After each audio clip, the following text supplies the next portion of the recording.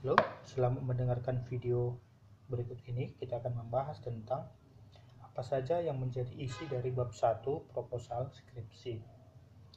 Nah, bab 1 itu merupakan bab pendahuluan dari rangkaian proposal skripsi. Isinya ada item-item ini, sub-sub judul ini, tapi terbatas pada ini. Boleh diselipkan beberapa judul lain.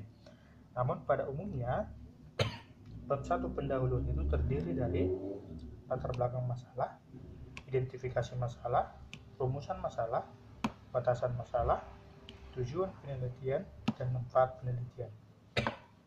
Oke, kita akan bahas satu-satu. Latar belakang masalah menceritakan tentang apa masalahnya dan kenapa masalah itu muncul, kenapa itu menjadi masalah, dan kira-kira apa solusi yang ditawarkan untuk menyelesaikan masalah itu. Oke, perhatikan baik-baik. Dalam penelitian, kita harus tahu apa masalahnya, karena tanpa masalah tidak mungkin ada penelitian. Masalah yang ada itu diteliti untuk mencari solusinya. Dan kenapa masalah itu muncul, itu yang diuraikan di latar belakang masalah. Sebelumnya kita sudah pernah membahas tentang metode 5W1H. Saya yakin kamu sudah tahu metode ini, kita sudah pernah pakai. Nah, ini akan membantu kamu untuk menjelaskan apa masalahnya, kenapa itu jadi masalah, apa yang menyebabkan itu menjadi masalah, siapa yang bermasalah, dan apa solusi yang mungkin bisa kamu tawarkan untuk menyelesaikan masalah itu.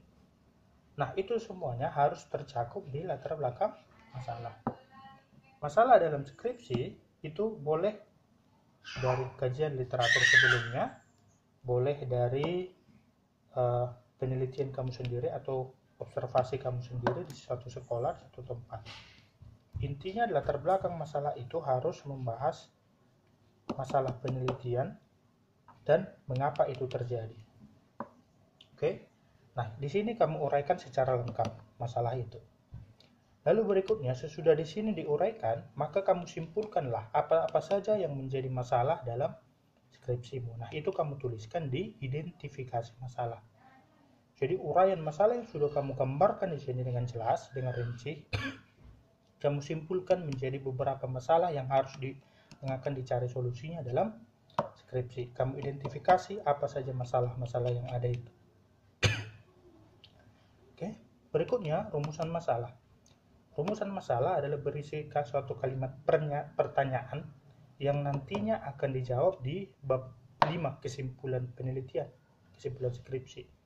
Di sini dalam bentuk pertanyaan yang jawabannya harus ada di hasil penelitian dan kesimpulan nanti di bab 5. Jadi rumusan masalah ini dalam bentuk pertanyaan, apa yang harus dipecahkan, masalah apa yang akan dipecahkan dalam penelitian skripsimu. Berikutnya batasan masalah berisi batasan-batasan yang kamu tentukan sendiri supaya penelitianmu tidak terlalu melebar kemana-mana. Misal, kamu batasi dalam satu topik materi, atau kamu batasi dalam satu model saja, kamu batasi dalam satu kemampuan saja, dan lain sebagainya. Hal-hal apa saja yang menurutmu pantas untuk dibatasi supaya penelitiannya tidak melebar kemana-mana, itu kamu tulis di sini. Lalu berikutnya tujuan penelitian. Ini kamu sudah paham apa tujuan penelitian ini, tentu untuk menyelesaikan rumusan masalahnya. Lalu manfaat penelitiannya apa? Nah, biasanya manfaat penelitian ini ditujukan kepada peneliti apa manfaatnya, kepada guru apa manfaatnya, kepada siswa apa manfaatnya. Oke. Nah, kelima ini yang menjadi isi dari bab 1 pendahuluan. Perhatikan biasanya yang ketika diuji di seminar proposal yang paling sering ditanya itu di sini, di latar belakang dan di rumusan. Itu harus jelas, karena salah satu inti dari penelitian skripsi ya latar belakang dan rumusan. Kalau masalahnya tidak jelas, maka tentu penelitiannya juga akan berakhir dengan tidak jelas. Oke?